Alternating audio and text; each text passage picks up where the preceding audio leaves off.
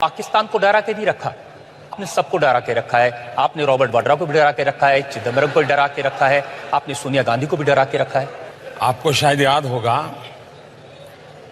शायद 2014 में आपकी अदालत में ऐसा ही एक सवाल आपने मुझे पूछा। हाँ, मैंने पूछा था। तब मैंने कहा था बिल्कुल डरना चाहिए। ये प्रधानमंत्री बनने के बाद नहीं कह रहा हूं। और तब मैंने कहा था, देश में जब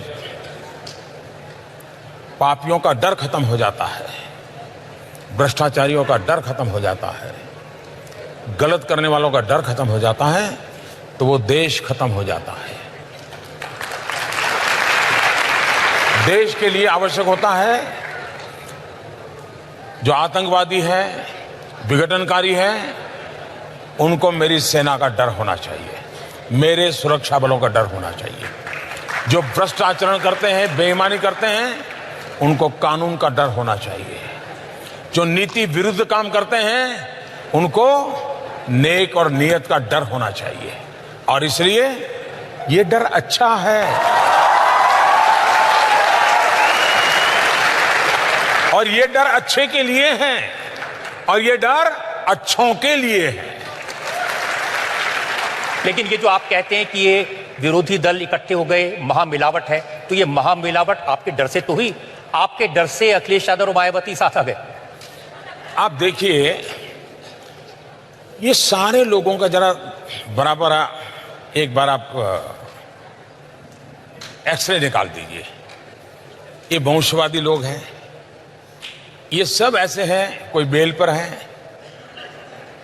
कोई कोर्ट के चक्कर काट रहा है, किसी पर कानून की तलवार, और मेरे कारण नहीं, मेरे पहले वाली सरकारों से है, कोई जेल में पड़े हैं, ये सारे लोग हैं।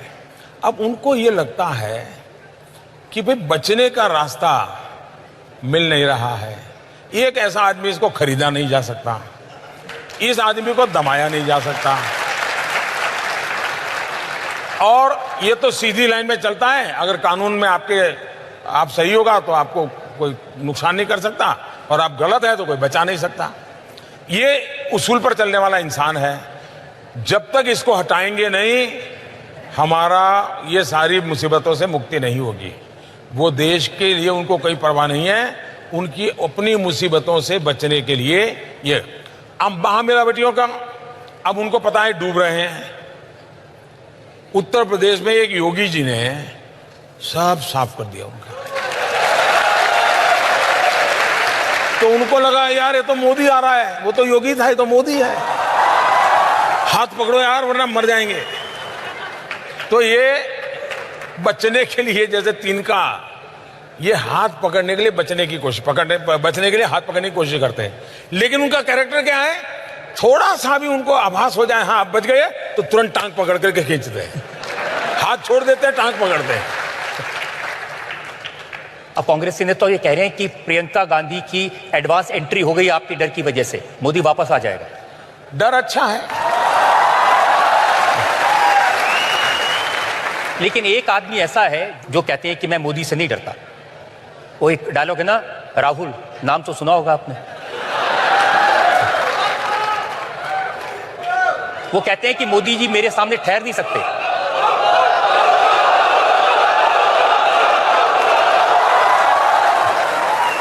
मैंने एक बार सुना था कि धरती कंप आ जाएगी,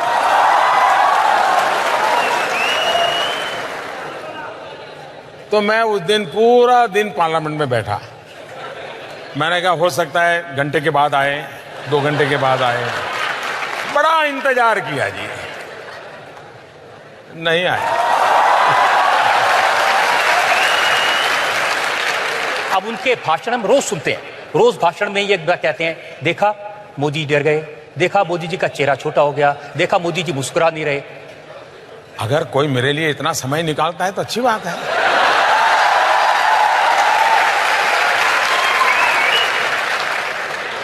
कोई तो है जो हम थके हुए वो कह रहा है, हम हमारी चिंता कर रहा है, अच्छी चीज है। रोज कहते हैं जी कि चौकीदार चोर है, रोज कहते हैं।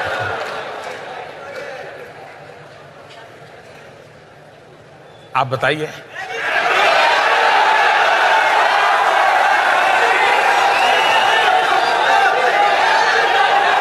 हिंदुस्तान के किसी भी कोने में पूछ लेना, मुझे पूछना ही नहीं पड़ेगा। और ये उनके जो भाषण हैं चुनाव में वो यही है, चौकीदार चोर है, और अनिल अंबानी की जेब में नरेंद्र मोदी ने 30,000 करोड़ रुपए डाल दिए। मैंने कभी सुना 1,30,000 करोड़, कभी सुना 40,000 करोड़, कभी सुना 80,000 करोड़। इतने आंकड़े बोलते गए हैं, पता नहीं अब वो कौन से वाला सही माने कौन से वाला गलत माने, कुछ समझ ही नहीं आ रहा है जी। एक आंकड़ा हमारे पास में है, वो मैं आपको वीडियो पे सुनाना चाहता हूं। गुजरात के एक उद्योगपति को आपने कितनी जमीन दी, ये आप सुनिए, आप भी आश्चर्यचकित रह जाएंगे। नरेंद्र मोदी जी ने गुजरात में 45,000 करोड़ एकड़ आपसे छीनकर मुंद्रा में एक उद्योगपति को देते हैं। मोदी जी की जमीन नहीं थी, गुजरात के किसानों की, गुजरात के गरीब लोगों की, गुजरात के आदिवासियों की जमीन थी।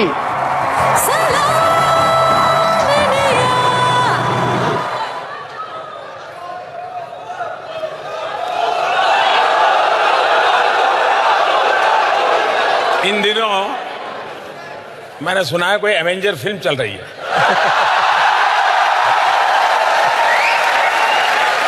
और कहते हैं कि भिन्न भिन्न ग्रहों के लोग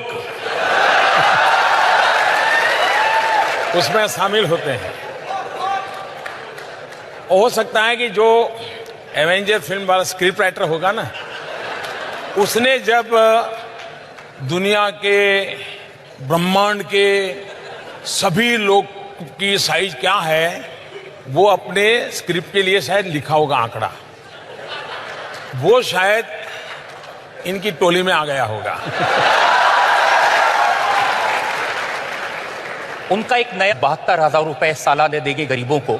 उनके गुरु को मीडिया वालों ने पूछा तो गुरु ने कहा कि मिडिल क्लास सेल्फिश हैं, मिडिल क्लास स्वार्थी हैं, हम मिडिल क्लास पर टैक्स लगाएंगे, मिडिल क्लास से पैसे निकालेंगे और उस पैसों से हम ये योजनाएं चलाएंगे। तो उनके जो गुरु है उन्होंने तो मिडिल क्लास को कैसे खत्म कर देंगे उसकी पूरी ब्लूप्रिंट बना करके रखी है जी। और वो 72,000 रुपए जब हम पूछते हैं कहां से लाएंगे, तो वो कहते हैं कि जो विजय माल्या, नीरव मोदी, ललित मोदी, ये जो पैसा लेके भाग गए हैं उनसे पैसा लेके वो लोगों को दे देंगे। लेकिन परेशान तो वो भी हैं जो भागे। विजय माल्या कह रहे हैं कि मैंने 9,000 करोड़ रुपए लिए थे, मोदी जी ने 13,000 की मेरी संपत्ति जब्त कर दी, तो भी नहीं छोड़ रहे। मैंने कानून बनाए हैं, कोई बच नहीं पाएगा। जो लूटा है देश का पाई पाई देना पड़ेगा, और विदेशों में भी जेल में जाकर के रहना पड़ेगा, उनको यहां आना भी पड़ेगा, कोई बचा नहीं सकता है। और मिलकर जब्त की है, ऑक्शन करते चले जा रहे हैं, रुपए जमा होते जा रहे हैं, बैंकों को मिलते चले जा रहे हैं, कोई बचने वाला नहीं है जी। इसीलिए आपके लिए कहा है, चोर कांपे चमचे कांपे, चोर कांपे चमचे कांपे, कांपे हर गद्दार, देश का बच्चा बच्चा बोल रहा है मैं भी चौकीदार।